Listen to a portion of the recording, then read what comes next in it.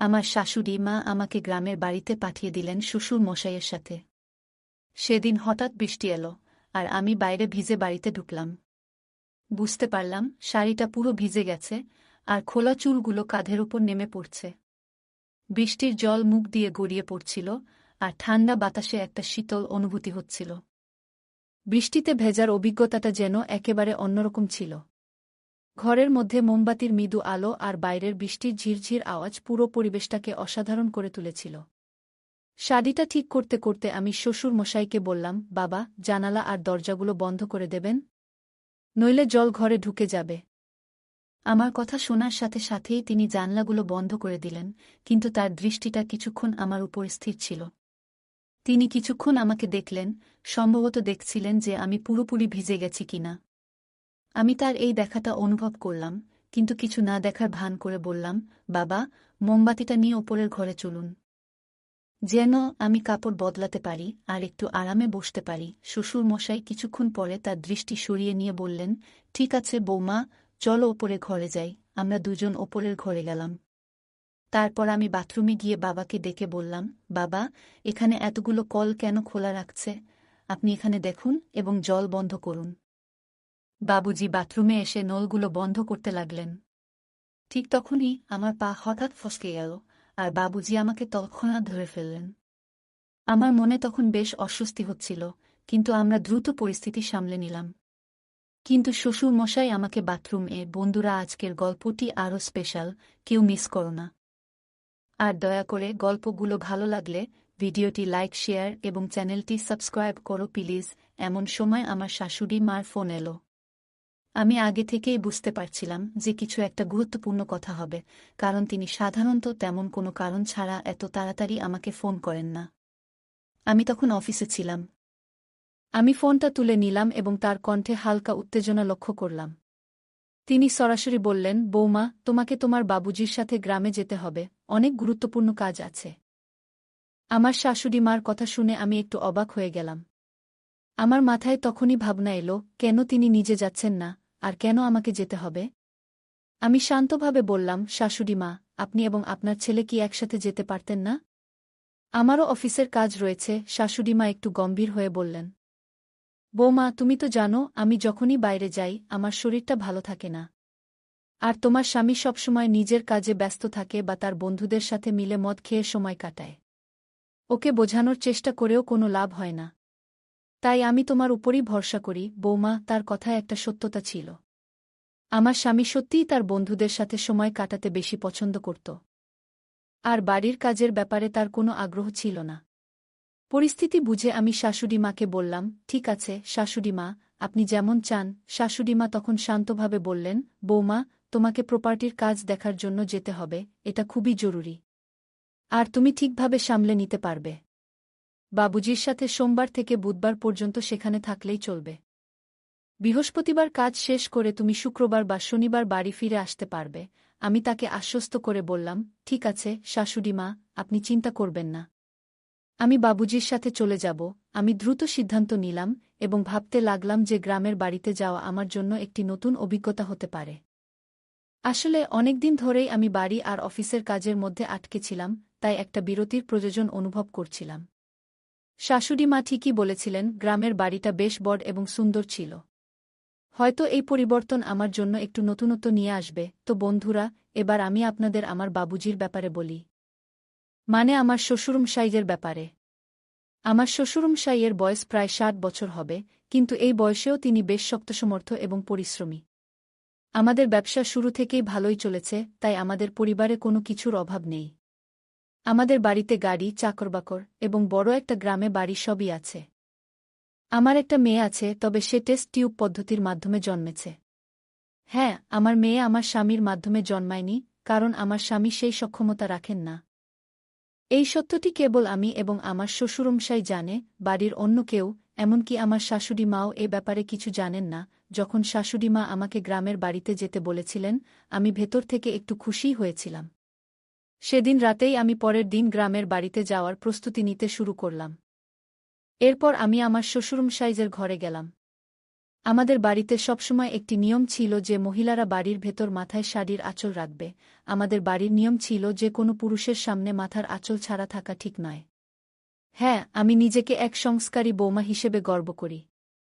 আমি তখন আমার শ্বশুরমশাইয়ের ঘরে প্রবেশ করলাম। কিন্তু দেখলাম তিনি তখন বই পড়ছেন। আমি বললাম, বাবুজি, বইটা বেশিক্ষণ পড়বেন না, কাল আমাদের খুব সকালে গ্রামের বাড়ি রওনা দিতে হবে। আপনি তো নিজেই আমাকে এটা বলেছিলেন। আমি শ্বশুরমশাইয়ের ব্যাগেও কিছু প্রয়োজনীয় জিনিস রেখেছিলাম, তবে তখন লক্ষ্য করলাম তার মনোযোগ অন্য কোথাও ছিল। তিনি বইয়ের দিকে না তাকিয়ে অন্যদিকে দেখছিলেন। একটা বিষয় বলা হয়নি, আমার নাম প্রিয়া। আমি একজন সাধারণ কিন্তু আত্মবিশ্বাসী নারী, যে একটি সুশীল পরিবার থেকে এসেছি। আমার বয়স ৩০ বছর, উচ্চতা ৫ ফুট ২ ইঞ্চি এবং আমি একটু স্বাস্থ্যবান। আমার গায়ের রং ফর্সা। আমি যখন শাড়ি পরি, সেটা অনেকটা মডেল বিপাশা বসুর মতো স্টাইলে পরি, আর প্রায় লোকের দৃষ্টি আমার দিকে আটকে যায়। আমি এসব বলছি যাতে আপনি আমার কল্পনা করতে পারেন এবং আমার গল্প পড়ার সময় আমার চেহারা আপনার মনে স্পষ্টভাবে ফুটে ওঠে। আমি একজন সাধারণ মেয়ে, যে পরিবার ও সমাজের নিয়মের মধ্যে জীবনযাপন করছি। কিন্তু এইবারের গল্পে কিছু একটা আলাদা ঘটেছে, এমন কিছু যা আমার জীবনে এক নতুন মোড় নিয়ে এসেছে, যা আমি কখনো স্বপ্নেও ভাবতে পারি নাই। আমরা দুপুরের পর একটু দেরিতে রওনা হলাম। আমরা গাড়িতে যাচ্ছিলাম, আর আমার শ্বশুরমশাই গাড়ি চালাচ্ছিলেন। ট্রাফিকের কারণে আমরা সন্ধ্যা ৭টার দিকে গ্রামে পৌঁছালাম। সেখানে আমাদের একটি ছোট্ট সুন্দর বাড়ি আছে, যা একটি ছোট পাহাড়ের উপরে অবস্থিত।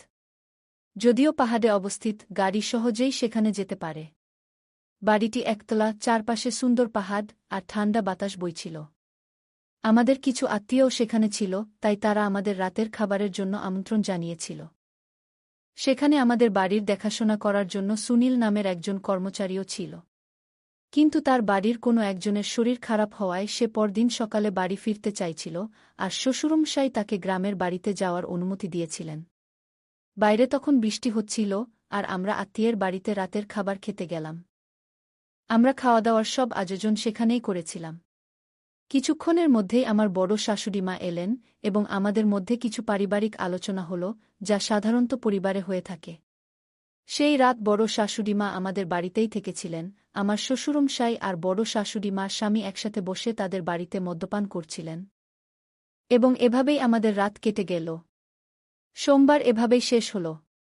পরের দিন মঙ্গলবার, শ্বশুরমশাই তার কাজে বেরিয়ে গেলেন, আর আমি বড় শাশুড়ি মায়ের সাথে ছিলাম। সেই রাতে আমরা বড় শাশুড়ি মায়ের বাড়িতে রাতের খাবার খেলাম, এবং আমার শ্বশুরমশাই আবারও বড় শাশুড়ি মার স্বামীর সাথে বসে মদ্যপান করছিলেন। আমার শ্বশুরমশাইও মদ্যপান করেন, তবে তিনি আমার স্বামীর মতো অতিরিক্ত পান করেন না। কিছুক্ষণ পর শ্বশুরমশাই বললেন, বৌমা, আমি বাংলোর দিকে যাচ্ছি। বড় শাশুড়ি মা বললেন, আপনি যান, আমাদের আরও কিছু কথা আছে। কিছু সময় পরে আমি বড় শাশুড়ি মায়ের বাড়ি থেকে বেরিয়ে এলাম। তখন বাইরে প্রবল বৃষ্টি হচ্ছিল। তাই বড় শাশুড়িমা আমাকে একটি ছাতা দিলেন, এবং আমি বাড়ি ফিরে এলাম। বাড়িতে এসে দেখলাম শ্বশুরমশাই আবারও মদ্যপান করতে করতে টিভি দেখছেন। আমি বাড়িতে পৌঁছানোর সময় বৃষ্টি এবং বাতাসের কারণে পুরোপুরি ভিজে গিয়েছিলাম। আমাদের বাড়িটি ছিল বেশ বড়, একটি বাংলো, কিন্তু আমি সেটিকে বাড়ি বলতেই বেশি ভালোবাসতাম। নিচে ছিল একটি বড় হল রুম এবং উপরে কয়েকটি ঘর। ছাতাটি ছিল ছোট, আর যখন বৃষ্টিতে ভিজে আমি ঘরে ঢুকলাম, তখন অনুভব করলাম আমার শাড়িটি পুরোপুরি ভিজে গিয়েছে। আমার খোলা চুলগুলি কাঁধের উপর নেমে এসেছিল, আর সেগুলোতে এখনও বৃষ্টির জল ঝরছিল। ঠান্ডা বাতাসের জন্য হালকা শীত লাগছিল। বৃষ্টিতে ভেজার এই অনুভূতি একেবারেই আলাদা ছিল। ঘরের ভেতরে মোমবাতির হালকা আলো এবং বাইরের প্রবল বৃষ্টির শব্দ পরিবেশটিকে আরও বিশেষ করে তুলেছিল। আমি আমার শাড়ির আঁচল ঠিক করতে করতে শ্বশুরমশাইকে বললাম, বাবুজি, জানালা এবং দরজা বন্ধ করে দিন, না হলে জল ভিতরে চলে আসবে। আমার কথা শুনে তিনি সাথে সাথেই জানালাগুলি বন্ধ করে দিলেন, তবে কিছুক্ষণ ধরে তার দৃষ্টি আমার দিকে স্থির ছিল। তিনি আমার দিকে তাকিয়েছিলেন, যেন দেখার চেষ্টা করছিলেন আমি সম্পূর্ণ ভিজে গিয়েছি কিনা। তার সেই নজর আমার একটু অস্বস্তি লাগল। আমি সেটাকে উপেক্ষা করে বললাম, বাবুজি, মোমবাতি নিয়ে উপরের ঘরে চলুন, যাতে আমি কাপড় পরিবর্তন করে একটু বিশ্রাম নিতে পারি। কিছুক্ষণ পরে শ্বশুরমশাই তার দৃষ্টি সরিয়ে নিলেন এবং সম্মতি জানিয়ে বললেন, ঠিক আছে, বৌমা, চলো উপরে যাই। আমি এবং শ্বশুরমশাই উপরের ঘরে চলে গেলাম। এরপর আমি বাথরুমে ঢুকে বললাম, বাবুজি, এখানে এতগুলো পানির ট্যাপ কেন খোলা আছে? আপনি একটু দেখুন এবং এগুলো বন্ধ করে দিন, অযথা এইভাবে পানিগুলো অপচয় হচ্ছে। শ্বশুরমশাই বাথরুমে এলেন এবং ট্যাপগুলো বন্ধ করতে শুরু করলেন। কিন্তু হঠাৎ করেই শাওয়ার চালু হয়ে গেল, আর আমি আবারও ভিজে গেলাম। আমি তখন নীল শাড়ি পরেছিলাম, আর মাথায় আঁচলটাও ছিল। দেখলাম শ্বশুরমশাই নীরবে আমার দিকে তাকিয়ে আছেন ভয়ে। আমি কিছু বলি কিনা। বৃষ্টির জন্য আমার শাড়িটি পুরোপুরি ভিজে গিয়েছিল, আর তিনি আমার দিকে এক দৃষ্টিতে তাকিয়েছিলেন। একদিন এরকমই হয়েছিল, আমার শ্বশুরমশাই প্রায়ই বন্ধুদের সাথে বাইরে ঘুরতে যেতেন। তার সিগারেট খাওয়ার অভ্যাসও ছিল। একদিন সকালে আমি দোকানে গিয়েছিলাম, তখনও বৃষ্টি হচ্ছিল, আর আমি যথারীতি মাথায় শাড়ির আঁচল নিয়ে বেরিয়েছিলাম। আমি খুবই পরম্পরাগত মানসিকতার বউ। ছাতা নিয়ে দেখলাম শ্বশুরমশাই রাস্তার পাশে দাঁড়িয়ে আছেন। আমি ছাতাটি তার দিকে বাড়িয়ে দিলাম। কিন্তু দেখলাম তিনি আমার দিকে এক দৃষ্টিতে তাকিয়ে আছেন, তার চোখ যেন আমার দিক থেকে সরতেই চাইছিল না। মনে হচ্ছে আমাকে তিনি কিছু বলতে চান। বাড়ি ফিরে এসে আয়নায় তাকিয়ে দেখি শাড়ির সামনের অংশ কিছুটা ভিজে গিয়েছে, যা আমার চেহারায় আলাদা একটা সৌন্দর্য এনে দিয়েছে। শাড়িটি শরীরের সাথে লেগে থাকায় নিজেকে একটু অন্যভাবে দেখলাম। পিছনের দিকটাও কিছুটা ভিজে গেছে, সেটা খেয়াল করলাম। এরপর আমি কিছু দরকারি জিনিস নিয়ে ঘরের কাজ করতে শুরু করলাম। আমি কাজ করতে করতে ভাবছিলাম, এটা বেশ মজার বিষয় যে এমন একটা পরিস্থিতিতে নিজেকে খুঁজে পাচ্ছি। তাই ইচ্ছে করেই শ্বশুরমশাইয়ের সামন দিয়ে আসা যাওয়া করছিলাম। ঝাড়ু দেওয়ার সময় নিচু হয়ে কাজ করতে হতো, আর আমি আমার উপস্থিতি তার নজরে আনতে চেষ্টা করতাম। শ্বশুরমশাইও মাঝে মাঝে তাকিয়ে দেখতেন, আর কিছুটা হাসি মুখে তার অভিব্যক্তি লক্ষ্য করতাম। আবার কিছুক্ষণ পর শ্বশুরমশাই ঘরে ফিরে এলেন। তখন আমি পুরোপুরি ভিজে গিয়েছিলাম, তাই শাড়ি বদলাতে হলো। শ্বশুরমশাই বসেছিলেন যেখানে একটি আলমারি ছিল। আমি আলমারি খুলে আরেকটি লাল শাড়ি বের করলাম। ঘরের পাশে আরেকটি ছোট কক্ষ ছিল, যেখানে আমি শাড়ি বদলাতে গেলাম। শ্বশুরমশাই তখন বারান্দায় বসে বিশ্রাম নিচ্ছিলেন। দরজাটা সামান্য খোলা রেখেছিলাম, কারণ ঘরে একটু বাতাস আসার দরকার ছিল। আমি শাড়ি বদলাতে শুরু করলাম, আর শাড়ির ভাঁজ খুলতে খুলতে চুড়ির হালকা আওয়াজ হচ্ছিল। শ্বশুরমশাইও বাইরে বসেছিলেন, তবে তার উপস্থিতি তেমন গুরুত্ব দিচ্ছিলাম না। আমার শাড়ি বদলানোর সময় আমি পুরোপুরি নিজের কাজে মনোযোগ দিচ্ছিলাম, যদিও ঘরের পরিবেশে একটা অন্যরকম মৃদু অস্বস্তি টের পাচ্ছিলাম। কিন্তু এটিকে খুব সাধারণভাবে নিলাম এবং কাজ চালিয়ে গেলাম। আমি লক্ষ্য করছিলাম, বাবুজি তখন বারান্দায় বসে বিশ্রাম নিচ্ছিলেন। আমি বুঝতে পারছিলাম যে তিনি আমার কিছু কাজ খেয়াল করছেন। তিনি ধুতিটা কিছুটা ঠিক করছিলেন। ঘরটি কিছুটা অন্ধকার ছিল, তবে মোমবাতির নরম আলো ঘরের পরিবেশকে একটু আলাদা করে তুলেছিল। আমি ধীরে ধীরে শাড়ি বদলাতে শুরু করলাম। যদিও শাড়ি পুরো শরীরকে সহজেই ঢেকে নিতে পারে, আমার মনে হচ্ছিল এটি যথাযথভাবে জড়িয়ে নিতে সময় লাগছে। আমার আর বাবুজির মধ্যে বেশ কিছুটা দূরত্ব ছিল, প্রায় 12-15 ফুট। তিনি সোফায় বসে বাইরে তাকিয়েছিলেন, এবং আমি আমার কাজ নিয়ে ব্যস্ত ছিলাম। আমি আমার চপ্পলের বোতাম খোলার চেষ্টা করছিলাম, যা বেশ শক্ত হওয়ায় খুলতে কিছুটা সময় লাগছিল। অবশেষে অনেক চেষ্টা করে বোতামটা খুলতে পেরেছি। বাবুজি তখন ধুতিটা একটু ঠিক করছিলেন, এবং তার সামান্য নড়াচড়া ঘরের অন্ধকারের মধ্যেও আমি দেখতে পাচ্ছিলাম। আমি চপ্পলের শেষ বোতামটা খুলে একটু অন্যদিকে ঘুরলাম। হয়তো তিনি তখন চারপাশের সবকিছু ভালোভাবে লক্ষ্য করতে পারছিলেন, কারণ রাত তখন প্রায় 1টা। আমি বাবুজির দিকে একটু বেশি ঘুরে গিয়েছিলাম। শাড়ি বদলানোর সময় আমার চুড়ির শব্দ ঘরে প্রতিধ্বনিত হচ্ছিল। শাড়ি পাল্টাতে পাল্টাতে আমি বললাম, বাবুজি, আজ আপনার দিন কেমন কাটল? আজ তো অনেক কাজের মধ্যে ছিলেন, মনে হয় ক্লান্ত হয়ে পড়েছেন। বাবুজি ধুতির কিছুটা ঠিকঠাক করতে করতে বললেন। হ্যাঁ বৌমা, আজ কাজ অনেক ছিল, কিন্তু আমি ক্লান্ত নই। এই গ্রামের বাতাসই যেন প্রাণ ভরে দেয়া। আমি ইতিমধ্যেই আমার শাড়ি পরছিলাম এবং এরপর ধীরে ধীরে বাকি জামা গুছিয়ে নিচ্ছিলাম। সেই সময় আমি বাবুজির সঙ্গে কথোপকথন চালিয়ে যাচ্ছিলাম। ঘরে বিদ্যুৎ ছিল না, তাই আমি একটা মোমবাতি জ্বালিয়েছিলাম, যার আলো বাবুজির মুখটা ঠিকভাবে দেখা যাচ্ছিল না। আমি বাবুজিকে বললাম, বাবুজি, মা আর কাকাকে নিয়ে খুব চিন্তায় আছি। বাবুজি বললেন, বুমা, তোমার চিন্তা করার কিছু নেই। আমি বললাম, বাবুজি, গত রাতের মতো আজও বারান্দায় শুইতে যাবেন না। বাইরে আজ অনেক বাতাস আর ঠান্ডা। আমাদের বিছানাটা বড়। আমার সঙ্গে বিছানাতেই শুয়ে পড়বেন। আমার কথা শুনে তিনি চুপ থাকলেন, কিছু বললেন না। আমি আবার শাড়ি পরতে শুরু করলাম, মনোযোগ দিয়ে শাড়ির শেষ অংশটা ঠিক করে নিলাম। ঘুরে দাঁড়িয়ে নিজেকে সামলে নিলাম, তারপর হালকা হাসি দিয়ে বাবুজিকে জিজ্ঞেস করলাম, বাবুজি, আমার শাড়ি কেমন লাগছে? বাবুজি একটু অবাক হয়ে তাকালেন। আমি আবার বললাম, বাবুজি, নতুন শাড়িতে কেমন লাগছে? এরপর আমি বারান্দার দিকে হাঁটতে শুরু করলাম।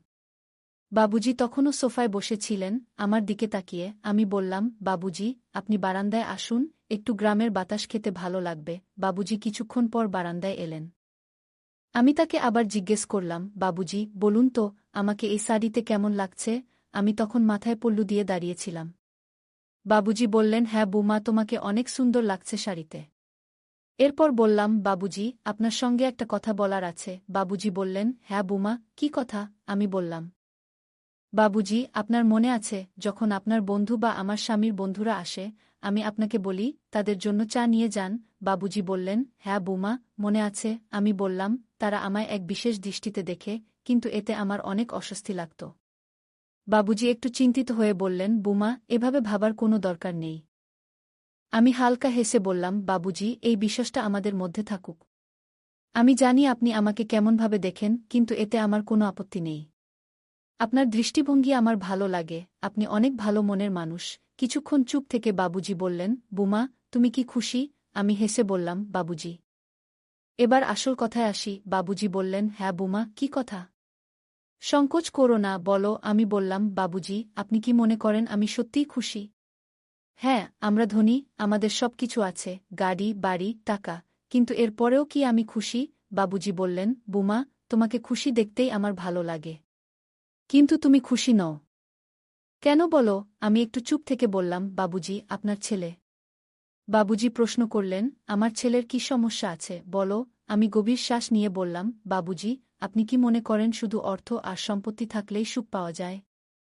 আসল সুখ তো দাম্পত্য জীবনের। বাবুজি কিছুক্ষণ চুপ করে থেকে বললেন, বুমা, তোমার যা বলার আছে খোলাখুলি বলো। সংকোচ করো না। আমি একটু দ্বিধা করে বললাম, আপনার ছেলে এখন আর আগের মতো আমার সাথে সম্পর্ক রাখছে না। আমাদের মধ্যে যে যোগাযোগ ছিল সেটা আর নেই। বাবুজি ধীরস্থিরভাবে শুনলেন। আমি বললাম, আমি জানি বাবুজি, আপনার জীবনেও হয়তো অনেক চাপ আছে, আপনার নিজের জীবনের দায়িত্বগুলোও কম নয়। বাবুজি তখনও শান্তভাবে শুনছিলেন। আমি বললাম, আপনাকে সবসময় খুব শান্ত দেখি, কিন্তু আমি বুঝতে পারি আপনারও হয়তো কিছু অনুভূতি আছে যা আপনি প্রকাশ করেন না। বাবুজি আমাকে দেখে একটু নার্ভাস হয়ে পড়লেন। তারপর হঠাৎই গম্ভীর হয়ে বললেন, বুমা, তুমি কেমন কথা বলছ? আমি কখনো এমন কিছু ভাবিনি। আর না তোমাকে সেই চোখে দেখেছি। তুমি তো আমাদের পরিবারের মানসম্মান, আর আমি সবসময় তোমার প্রতি সম্মান এবং শ্রদ্ধার দৃষ্টিতেই তাকিয়েছি। আমি একটু ঘাবড়ে গেলাম, কিন্তু আমার কথা চালিয়ে গেলাম, বাবুজি, আমি এসব কথা বলছি কারণ মাঝে মাঝে মনে হয় আমরা আমাদের সম্পর্কগুলো নিয়ে খোলাখুলি কথা বলতে পারি না। আপনি আমাকে খুব সম্মান করেন, কিন্তু আমি কয়েকবার আপনার চোখে কিছু আলাদা দেখেছি। বাবুজি কিছুটা অস্বস্তিতে পড়ে গেলেন, কিন্তু আবারও গম্ভীরভাবে উত্তর দিলেন, তোমার ধারণা ভুল, বুমা। পরিবারের সম্পর্কগুলো খুব পবিত্র, এবং আমাদের সবসময় সেগুলোর সম্মান করা উচিত। তোমার এমন কিছু ভাবার প্রয়োজন নেই। যদি তোমার কখনো এমন অনুভূতি হয়ে থাকে, আমি তার জন্য ক্ষমা চাই। কিন্তু আমার উদ্দেশ্য কখনোই এমন ছিল না। আমি বাবুজির কথায় সত্যতার ছোঁয়া পেলাম। তিনি সবসময় পরিবারের দায়িত্ব সততার সঙ্গে পালন করেছেন, আর হয়তো আমি ভুল বোঝাবুঝির শিকার হয়েছি। আমি মাথা নিচু করে বললাম, মাফ করবেন বাবুজি। আমি হয়তো কিছু ভুল বুঝেছি, আমার মনে হয় আপনাকে বুঝতে আমার অনেক ভুল হয়েছে। বাবুজি কোমল স্বরে বললেন, বুমা, এই বাড়িতে তুমি আমাদের মেয়ের মতো। হ্যাঁ, আমি চাই তুমি সবসময় খুশি থাকো, এবং এমন কোনো ভাবনা মনে না রাখো যা আমাদের সম্পর্ককে দুর্বল করে। বাবুজি বললেন। সেই মুহূর্তে আমার মনে হলো, আমি অযথা বাবুজি আর আমার সম্পর্ক নিয়ে ভুল ধারণা পুষে রেখেছিলাম।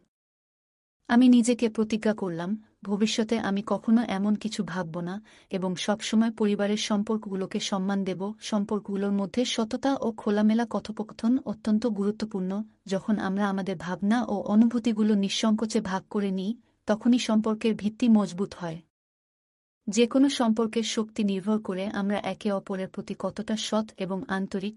কখনো কখনো আমরা আমাদের ভাবনা ও অনুভূতিগুলো লুকিয়ে রাখি, যা ভুল বোঝাবুঝির সৃষ্টি করতে পারে।